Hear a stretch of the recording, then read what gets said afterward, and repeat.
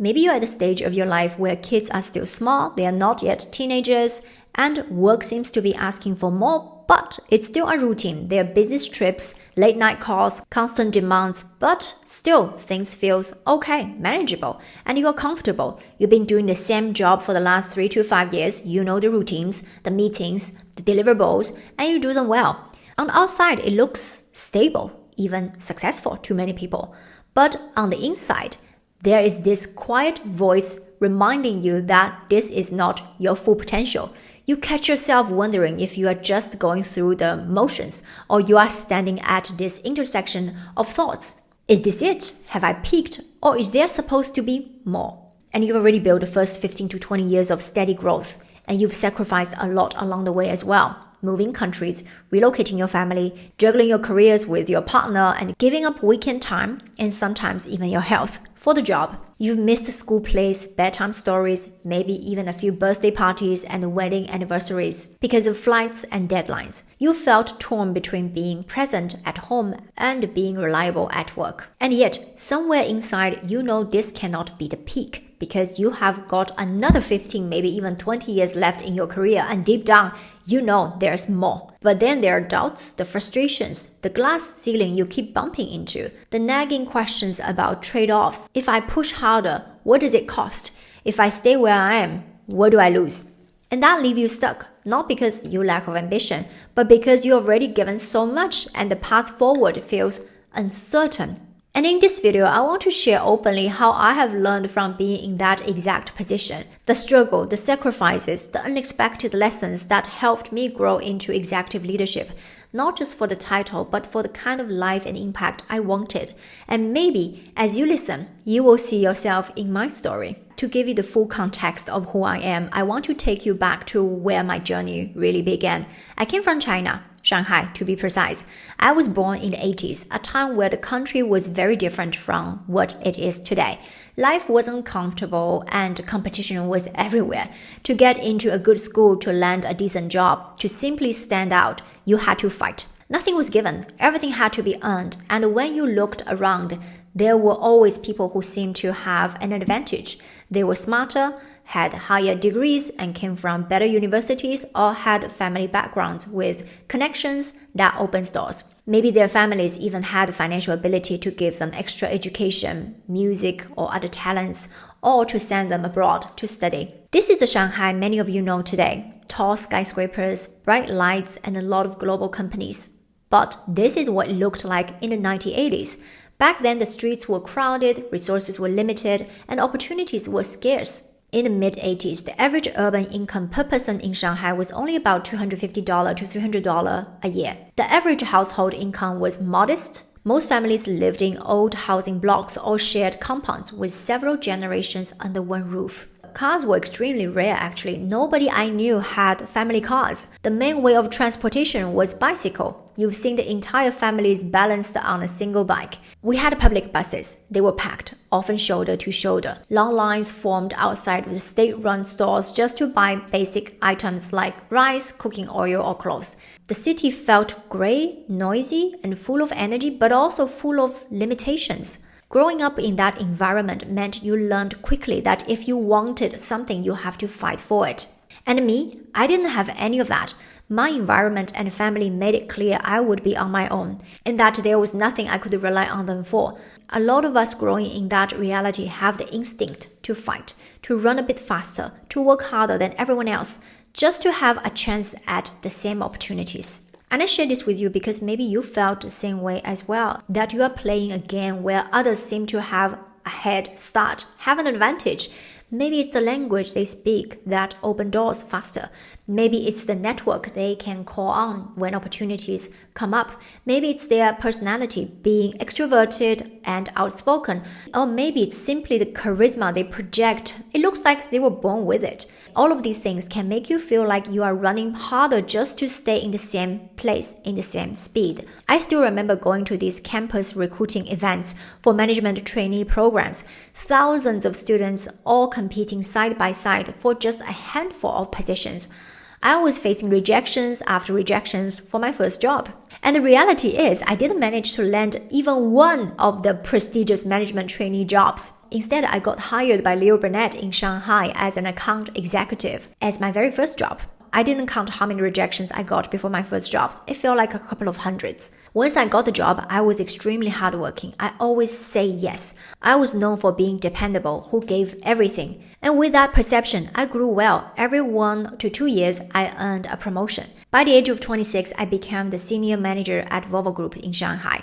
Less than 2 years later, I was discovered by the global headquarters in Europe, and at the age of 28, I moved from Shanghai to Belgium to take a global director role. When I first moved abroad for that internal communication director position, on the surface, it sounded like a dream.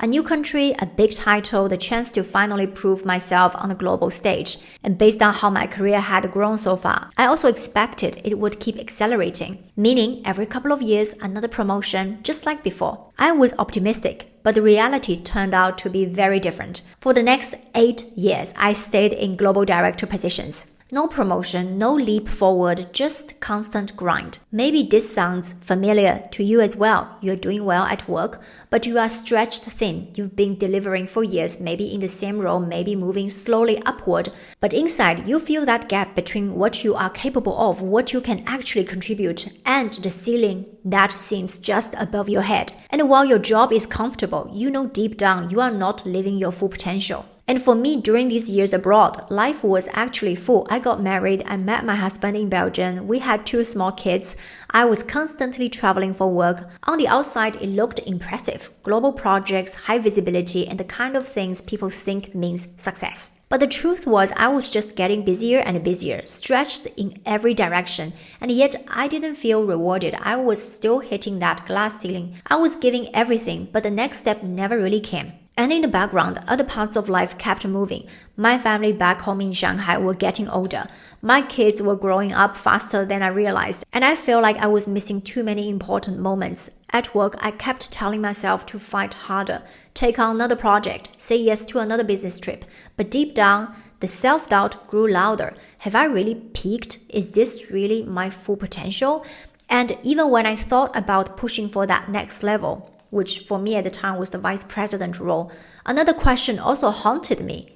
Is it even worth it? Because the higher you go, the more you are asked to give up. The risks are bigger, the demands are greater, and sometimes it feels like the cost might be your life outside of work. And this was such a contrast to where I had come from.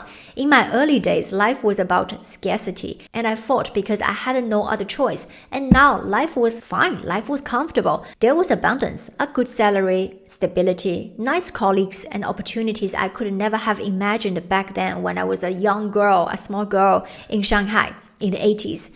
And yet, in that comfort, the same question came back. Is this it?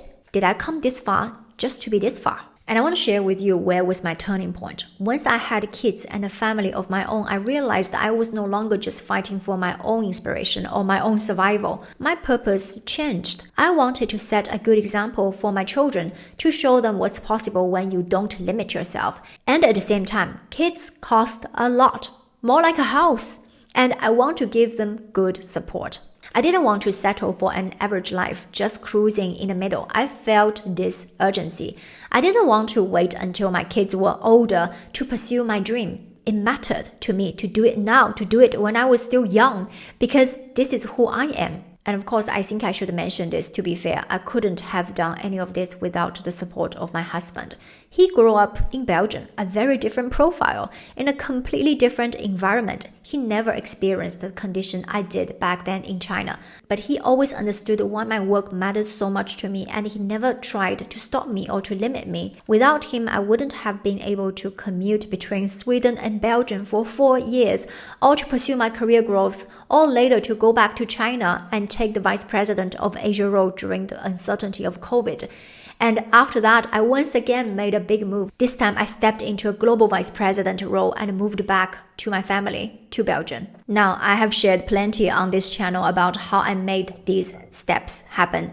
and I go into exact step by step in my free masterclass. So in this video, I will skip these mechanics of how and instead invite you to join the free masterclass if you want the roadmap of how I broke through. And the link is in the description below. Now back to our story. So now, having reached 2 vice president positions in the largest Swedish companies by market cap, the question is, was it really worth it? I wanted to share a few perspectives here. First, job satisfaction and fulfillment. As a director or middle manager, you work 8 to 10 hours a day. Anyways, you execute. You are part of the decision making, but often at a limited scope. At vice president level, at the time I was reporting to the president, the workload is not less. You still put in the hours, but the content is far more strategic. You are shaping directions, not just delivering on it. Second, the quality of your business trips. As a vice president or in the C-suite roles, your agenda is no longer something you scramble together yourself. Your assistant and your team plan it with intention. They make sure each trip is structured, insightful, and impactful. You are meeting the right people at the right level with the right context. And yes, the travel changes as well. Business class means you land fresher, ready to perform. That's not about luxury, it's about energy and presence.